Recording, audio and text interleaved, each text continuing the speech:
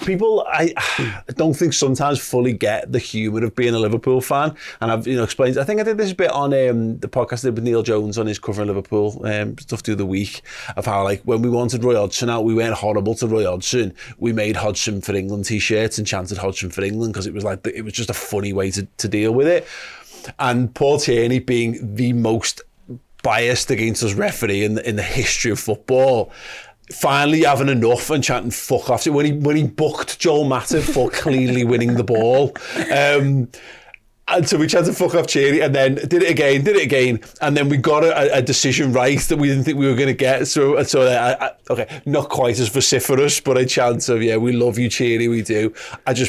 That's how you should handle bad referees.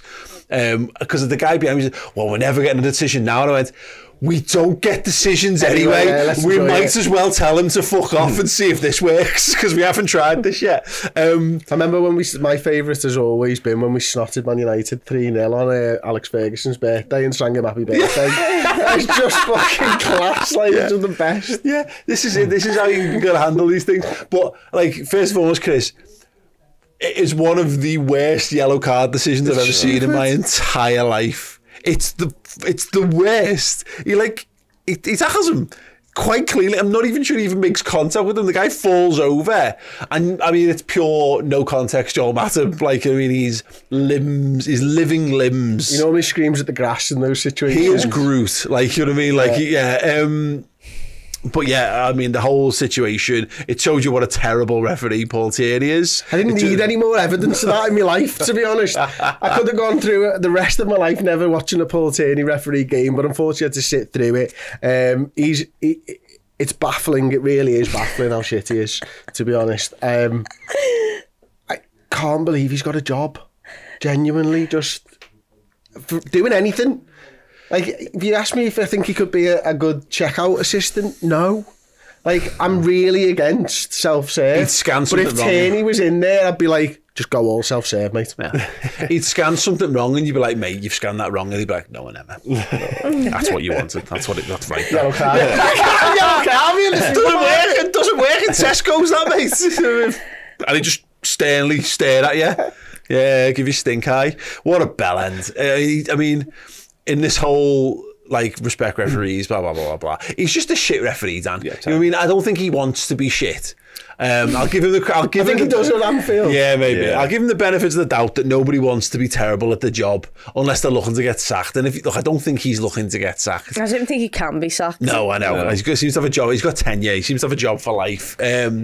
But yeah, that was just... I mean, it was a terrible decision, and it was wonderfully handled. I thought, like, the breaking points of Liverpool fans just being right, no, not for us. No. Yeah, absolutely. Yeah, the Kop and Anfield in general handled it perfectly well. But Matip's reaction is just pure gold. Even Trent comes over and he's like, "What? What are you talking about? Yellow card?" But you're right. It's so. I mean, the standard refereeing, we sort of speak about it, you know, till we're blue in the face on this show. But it's just horrendous. It is the absolute pits. And the problem is with this decision, it is just a yellow card in the cold light of day. But you know, he could end up getting suspended further. If he does anything else in that game and he gets a second yellow for that, then it's a real talking point. You know what I mean? But because he is just ultimately yellow card and we win the game, it'll just be fine. But it just shows you, and it's more evidence. Like, the PGMOL won't even look at that because it doesn't really matter, but it's more evidence of refs just being really, really bad at what they're supposed to be good at. I'm astounded Endo didn't get sent off. Not because I thought that 50-50 was nailed on a guaranteed red, but I've just seen too many in the last few weeks. Curtis Jones and Sanchez, was it for Spurs? Basuma, wasn't it? Romero, sorry. No, that one's Jones was on Basuma, sorry. I'm thinking of the centre half, sorry, who gets... Romero. Yeah, that was Christian Romero. Christian Romero, apologies. That is a red card. But they are examples of the player gets the ball, but then makes contact with the man on the other side of it, which is exactly the same. They're not exactly the same. They're all different tackles. But as soon as he went in and slid in for that, I was like, he's getting sent off here. He just will. And they had a good old 13 times. 13. That's what Neil Mellor said on Twitter. Yeah, he said he looked at it 13 times. What did you make of it?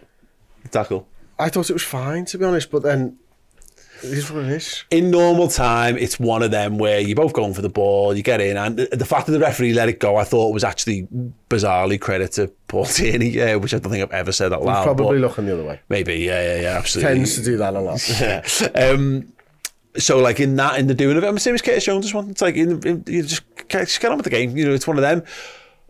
When they brought it back, I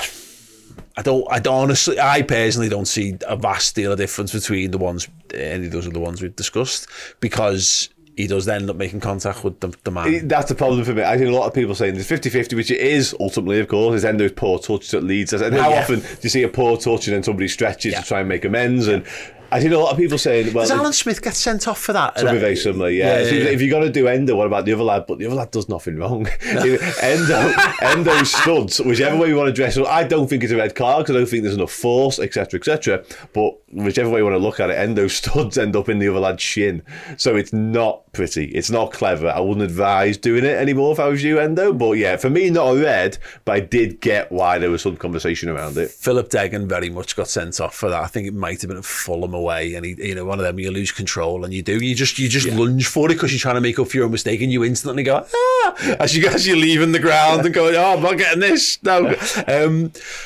Just to do Endo's performance in general. Before we do you mind? We were talking, was it on the Bias show last Monday when we had that big VAR discussion and stuff that? I had an idea which I think could solve some of the refereeing stuff. So I thought, you know what, let's bring it into the main podcast rather than just being unbiased. Until every referee can look at all of those challenges and all give the same decision as one another, you're never going to get any fucking consistency whatsoever. So I reckon you should just lock all of them in the room, give them all of those challenges, and if they all come to the same decision, you've got a good set of lads. But there's no way that 12 referees are watching 12 challenges and giving the same decisions out. Yes. And that's the problem with the referees in this country. So don't bother. So just, train them up so that they know what they're supposed to be given. If you give them the exact same challenges over and over, and then tell them what the answer is. Well, the answer, what that does is, the other thing is, it just says that you do that and it proves conclusively that it's fucking nonsense, because it's impossible. Because they're all subjective decisions. Because your point of, like, you're measuring force. How the fuck are you meant to measure without literally measuring force? Without a Newton meter of some description being used on the pitch? You're not measuring force. You're gauging. You're, like, guessing. You're using your best judgment on these things. And when you're using your best judgment, that's going to vary wildly from individual to individual. So yeah, here we are again. My favourite non-Liverpool part of the weekend was De Zerbi in his press conference, and he just turned around and went, I dislike 80% of the referees in this country. Thought that was low myself. And then that's 20. He was like, yeah, they're all crap. Their attitudes are crap. And that's how he left it. And I was like, you know what? That's me every single weekend. Every single weekend. Spot on. I kept up the percentage of them that I dislike.